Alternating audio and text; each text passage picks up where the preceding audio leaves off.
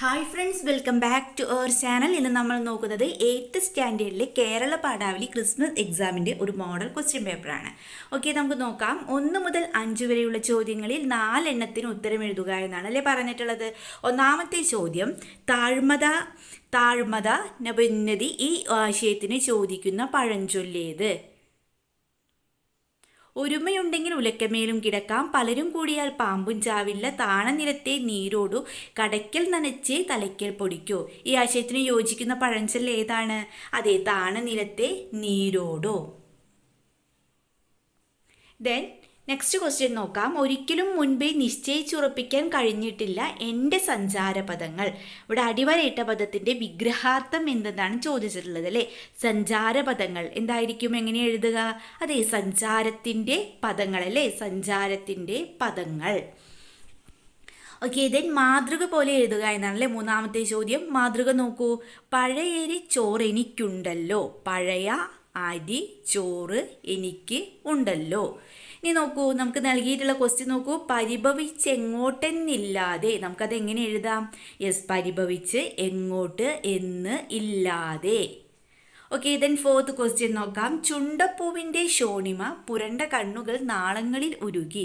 അടിവരയിട്ട പദത്തിൻ്റെ അർത്ഥം എന്ത് എന്നാണ് ചോദിച്ചിട്ടുള്ളത്. ഇവിടെ അടിവരയിട്ടിരിക്കുന്ന പദം ഏതാണ്? അതെ, ശോണിമയാണ് അല്ലേ. ശോണിമ എന്ന് പറഞ്ഞാൽ അതെ ചുവപ്പാണ്. ഏത് കളറാണ്? ചുവപ്പ്. ഓക്കെ, ദ നെക്സ്റ്റ് ക്വസ്റ്റ്യൻ നോക്കാം.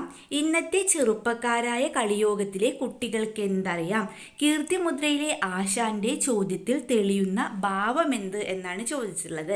അഭിമാനം, കോപം, നിരാശ, സന്തോഷം. ഏത് ഭാവമാണ്? അതെ, നിരാശയാണല്ലേ. ആൻസർ എന്താണ്? നിരാശ. ഓക്കെ, ദ നെക്സ്റ്റ് 6 മുതൽ 10 വരെയുള്ള ചോദ്യങ്ങളിൽ 4 എണ്ണത്തിന് ഉത്തരം എഴുതുക എന്നാണ് പറഞ്ഞിട്ടുള്ളത്. 6ാമത്തെ ചോദ്യം നോക്കൂ. പൊട്ടലും ചീറ്റലുമായി ഞാൻ വീടിൻ്റെ പിൻപുറത്തേക്കൊന്ന് പാളി നോക്കി. ഭേദം. പൊട്ടലും ചീറ്റലും എന്ന പ്രയോഗത്തിൻ്റെ അർത്ഥം വ്യക്തമാക്കുക എന്നാണ് പറഞ്ഞിട്ടുള്ളത്. എന്താണ്?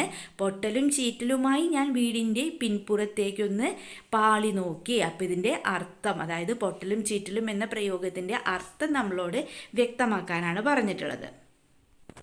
എന്താണ് ഈ പൊട്ടലും ചീറ്റലും എന്തുകൊണ്ട് ഉദ്ദേശിക്കുന്നത്? അതെ, ഉച്ചഭക്ഷണം കഴിക്കാൻ സ്കൂളിൽ നിന്ന് എത്തിയതാണ് കുട്ടി. ദിവസവും ഉപ്പേരിയും മീൻകറിയും ഒക്കെ കൂട്ടി സുഭിക്ഷമായി ഭക്ഷണം കഴിച്ചിരുന്ന കുട്ടിക്ക് ഇഷ്ടപ്പെട്ട കറികളൊന്നും കാണാത്തതിനാൽ ദേഷ്യമുണ്ടാകുന്നു. കുട്ടിക്കുണ്ടായ അനിഷ്ടവും പ്രതിഷേധവുമാണ് പൊട്ടലും ചീറ്റലും എന്ന പ്രയോഗത്തിൽ തെളിയുന്നത്. ഓക്കെ, അപ്പോൾ ഉച്ചഭക്ഷണം കഴിക്കാൻ സ്കൂളിൽ നിന്ന് എത്തിയതാണ് കുട്ടി. ദിവസവും ഉപ്പേരിയും മീൻകറിയും ഒക്കെ കൂട്ടി സുഭിക്ഷമായി ഭക്ഷണം കഴിച്ചിരുന്ന കുട്ടിക്ക് ഇഷ്ടപ്പെട്ട കറികൾ ഒന്നും കാണാത്തതിനാൽ ദേഷ്യമുണ്ടാകുന്നു. കുട്ടിക്കുണ്ടായ അനിഷ്ടവും പ്രതിഷേധവുമാണ് ഇവിടെ പൊട്ടലും ചീറ്റലും എന്ന പ്രയോഗത്തിൽ തെളിയുന്നത്. നെക്സ്റ്റ് ക്വസ്റ്റ്യൻ നോക്കൂ. കഥ അവസാനിക്കുന്നതിന് മുമ്പ് തിരശ്ശീല വീണു. കീർത്തിമുദ്ര അവസാനിക്കുന്നത് ഇങ്ങനെയാണ്. ഈ വാക്യം കഥാന്ത്യത്തിന് നൽകുന്ന ഭാവതീവ്രത 2ഓ 3ഓ വാക്യത്തിൽ വ്യക്തമാക്കുക എന്നാണല്ലേ പറഞ്ഞിട്ടുള്ളത്. എന്താണ്? കഥ അവസാനിക്കുന്നതിന് മുമ്പ് തിരശ്ശീല വീണു. കീർത്തിമുദ്ര എന്താണ്? ഇങ്ങനെയാണല്ലേ പറഞ്ഞ് അവസാനിപ്പിച്ചിട്ടുള്ളത്. അപ്പോൾ ഈ വാക്യം കഥാന്ത്യത്തിന് നൽകുന്ന ഭാവതീവ്രതയാണ് നമ്മളോട് എഴുതാൻ പറഞ്ഞിട്ടുള്ളത്. 2ഓ 3ഓ വാക്യത്തിൽ എഴുതിയാൽ മതി. ഓക്കെ, നമുക്ക് ആൻസർ നോക്കാം.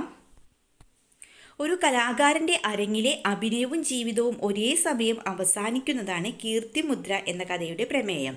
കളിയോഗത്തോടെ വിട പറയുന്നതും തൊട്ടുമുമ്പുള്ള കളി പൂർത്തിയാക്കാനാവാതെ അരങ്ങിൽ വെച്ച് ജീവിതത്തിൽ നിന്ന് തന്നെ വിട പറയുന്ന ഒരു കലാകാരൻ്റെ അന്ത്യനിമിഷങ്ങളെ വായനക്കാരിലെത്തിക്കാൻ ഈ കഥാഭാഗത്തിന് കഴിയുന്നു.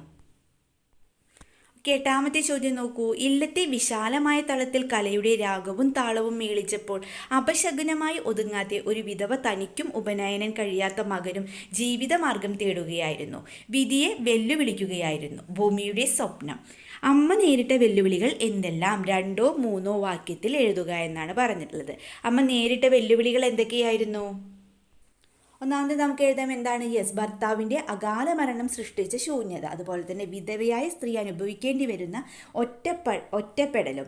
ഇത് ജീവിതമാർഗം സ്വയം കണ്ടെത്തേണ്ട അവസ്ഥയുമാണ് അമ്മയുടെ ജീവിതത്തിലുണ്ടായ പ്രതിസന്ധികൾ എന്ന് പറയുന്നത്. എന്തൊക്കെയാണ്? ഭർത്താവിൻ്റെ അകാല മരണം സൃഷ്ടിച്ച ശൂന്യത, വിധവയായ സ്ത്രീ അനുഭവിക്കേണ്ടി വരുന്ന ഒറ്റപ്പെടൽ, ജീവിതമാർഗം സ്വയം കണ്ടെത്തേണ്ട അവസ്ഥയുമാണ് അമ്മയുടെ ജീവിതത്തിലുണ്ടായ പ്രതിസന്ധികൾ. ഇതിൻ്റെ 9ാമത്തെ ചോദ്യം നോക്കൂ. രാധാകൃഷ്ണന്റെ പ്രസംഗ വെള്ളച്ചാട്ടം കളിയച്ഛൻ ജനിക്കുന്നു. പ്രസംഗത്തിൽ എന്തെല്ലാം സവിശേഷതകളാണ് വെള്ളച്ചാട്ടം എന്ന പ്രയോഗത്തിൽ തെളിയുന്നത്? വ്യക്തമാക്കുക എന്നാണല്ലേ പറഞ്ഞിട്ടുള്ളത്. എന്താണ് കൂട്ടുകാരെ വെള്ളച്ചാട്ടം? അത് ഇടതടവില്ലാതെ കുതിച്ചൊഴുകുന്നതാണ് എന്തെന്ന് പറയുന്നത്? യെസ്, വെള്ളച്ചാട്ടം. അത് ശക്തിയും മുഴക്കവുമുള്ള ശബ്ദവും വെള്ളച്ചാട്ടത്തിനുണ്ട്. ഇതുപോലെയാണ് രാധാകൃഷ്ണന്റെ പ്രസംഗവും എന്നാണ് പറയുന്നത്. വാക്കുകളും ഇടതടവില്ലാത്ത പ്രവാഹമാണത്. അതുപോലെ മുഴക്കമുള്ള ശബ്ദവും ശക്തമായ വാക്കുകളും രാധാകൃഷ്ണന്റെ പ്രസംഗത്തിന്റെ പ്രത്യേകതകളാണെന്ന് ഈ വിശേഷണത്തിൽ നിന്നും മനസ്സിലാക്കാം. അപ്പോൾ എന്താണ് വെള്ളച്ചാട്ടം എന്തുകൊണ്ട് ഉദ്ദേശിക്കുന്നത്? ഇവിടെ നമുക്കറിയാം വെള്ളച്ചാട്ടം എന്ന് പറഞ്ഞാൽ എന്താണ്? യെസ്, ഇടതടവില്ലാതെ കുതിച്ചൊഴുകുന്നതാണ് എന്തെന്ന് പറയുന്നത്? വെള്ളച്ചാട്ടം എന്ന് പറയുന്നത് അല്ലേ. അതായത് ശക്തിയും മുഴക്കമുള്ള ശബ്ദവും വെള്ളച്ചാട്ടത്തിനുണ്ട്. ഇതുപോലെയാണ് ആരുടെ പ്രസംഗം? അത് രാധാകൃഷ്ണന്റെ പ്രസംഗവും. വാക്കുകളുടെ ഇടതടവില്ലാത്ത പ്രവാഹമാണത്. അതുപോലെ മുഴക്കമുള്ള ശബ്ദവും ശക്തമായ വാക്കുകളും രാധാകൃഷ്ണന്റെ പ്രസംഗത്തിന്റെ പ്രത്യേകതകളാണെന്ന് ഈ വിശേഷണത്തിൽ നിന്ന് മനസ്സിലാക്കാം.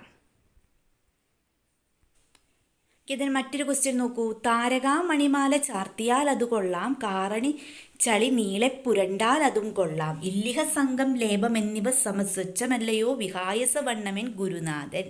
എൻ്റെ ഗുരുനാഥൻ എന്നുള്ള കവിതാഭാഗമാണല്ലേ. ഗാന്ധിജിയെ വിഹായസിനോട് സാദൃശ്യപ്പെടുത്തിയിരിക്കുന്നത് എന്തിന്? ഔചിത്യം വ്യക്തമാക്കി കുറിപ്പ് തയ്യാറാക്കുക എന്നാണ് പറഞ്ഞിട്ടുള്ളത്. ഓക്കെ, നമുക്ക് ആൻസർ എഴുതാം. വിഹായസ് എന്ന് പറഞ്ഞാൽ അത് ആകാശമല്ലേ. ഓക്കെ, നമുക്ക് എഴുതാം. രാഷ്ട്രപിതാവായ മഹാത്മാഗാന്ധിയുടെ വ്യക്തിത്വ സവിശേഷതകളെ പ്രകീർത്തിക്കുന്ന കവിതയാണ് എൻ്റെ ഗുരുനാഥൻ. ഗാന്ധിജിയുടെ വ്യക്തിത്വ മഹിമകൾ പ്രവചനാതീതമാണെന്നാണ് വള്ളത്തോൾ പറയുന്നത്. ലോകം തറവാടായും ജീവജാലങ്ങൾ തറവാട്ടിലെ അംഗങ്ങളായും കരുതിപ്പോന്ന യോഗിയാണ് മഹാത്മാഗാന്ധി. നക്ഷത്രമാല അണിയുമ്പോഴും കാർമേഘം കൊണ്ട് നിറയുമ്പോഴും ആകാശം ഒരുപോലെയാണ്. ഈ ആകാശമാണ് അദ്ദേഹം കണ്ടിരുന്നത്. സുഖത്തിലോ ദുഃഖത്തിലോ സ്തുതിയിലോ നിന്ദയിലോ അമിത സന്തോഷമോ സങ്കടമോ ഗാന്ധിജിക്കില്ലായിരുന്നു. യാതൊരു ചാഞ്ചല്യവുമില്ലാത്ത മനസ്സിൻ്റെ ഉടമയാണ് അദ്ദേഹം. മറ്റൊരു ചോദ്യം നോക്കാം. അമ്മയുടെ പ്രാർത്ഥന, അനുഗ്രഹം, ഓരോ ഘട്ടത്തിലും അമ്മയുടെ പ്രോത്സാഹനം, അന്തരീക്ഷത്തിൽ നക്ഷത്രമായി പ്രഭ ചൊരിയാൻ അത് കരുത്തായി, ഭൂമിയുടെ സ്വപ്നം, പൊട്ടിക്കരഞ്ഞുമ്മ മാറോട് ചേത്തന്നെ കെട്ടിപ്പിടിച്ചു വിതുമ്പിമല്ലേ, ഏതൊന്നറിഞ്ഞാൽ മറ്റെല്ലാം അറിയാം ആ വേദം വിശപ്പെന്നറിഞ്ഞുകൊണ്ടാൽ, പൈക്കുന്ന പള്ളക്കിരതേടി വാടുന്ന പാവത്തിൽ കാണാം പടച്ചവനെ വേദം. രണ്ടു രചനകളിലെയും അമ്മമാരുടെ സ്വഭാവ സവിശേഷതകൾ താരതമ്യം ചെയ്ത് കുറിപ്പ് തയ്യാറാക്കാനാണ് പറഞ്ഞിട്ടുള്ളത്. അതായത് താരതമ്യ കുറിപ്പ് എഴുതാനാണല്ലേ പറഞ്ഞിട്ടുള്ളത്. ഓക്കെ, നമുക്ക് നോക്കാം. മാതൃസ്നേഹത്തിൻ്റെ ഉറവ പറ്റാത്ത മാതൃകകളായ രണ്ട് അമ്മമാരെയാണ് വേദം എന്ന കവിതയിലും ഭൂമിയുടെ സ്വപ്നം എന്ന നോവൽ ഭാഗത്തും നാം കണ്ടുമുട്ടുന്നത്. ആ അമ്മമാരുടെ ലോകം വ്യത്യസ്തങ്ങളാണ്. കൊടിയ ദാരിദ്ര്യവും പട്ടിണിയും നിലനിൽക്കുന്ന സമയത്ത് തൻ്റെ മകന് മീനും കറിയുമില്ലെങ്കിലും ചോറ് വിളമ്പി വച്ച ശേഷം വീട്ടുമുറ്റത്തെത്തിയ പാവങ്ങളായ ആളുകൾക്ക് ഉമ്മ കഞ്ഞി വിളമ്പി കൊടുക്കുന്നു. അവരും ആഹാരം കഴിക്കാതെ ഉണ്ണാവൃതത്തിലാണ്.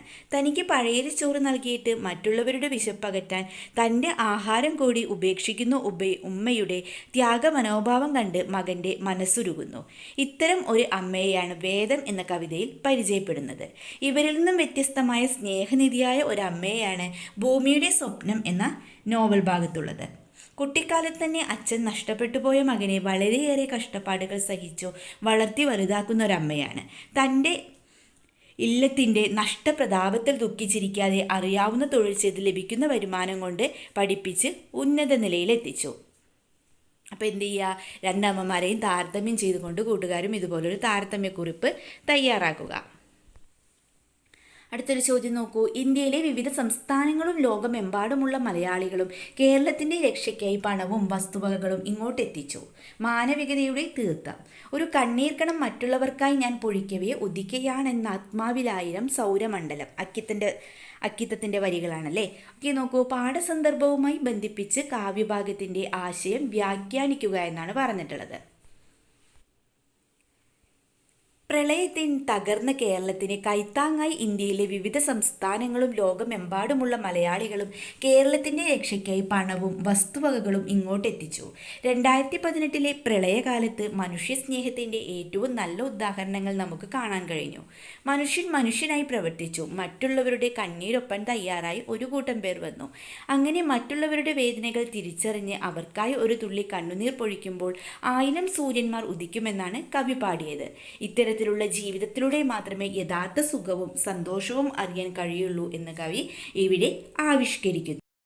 കൂട്ടുകാരെ, നമ്മൾ ഇത്രയും ക്വസ്റ്റ്യൻസ് ആണ് ഈ വീഡിയോയിലൂടെ ഡിസ്കസ് ചെയ്തിട്ടുള്ളത്. നിങ്ങൾക്ക് വീഡിയോ യൂസ്ഫുൾ ആയി തോന്നുകയാണെങ്കിൽ തീർച്ചയായും ലൈക്ക് ചെയ്യുക, കമൻറ്റ് ചെയ്യുക. ഓക്കെ, നമുക്ക് മറ്റൊരു വീഡിയോയുമായി വീണ്ടും കണ്ടുമുട്ടാം. Okay, by.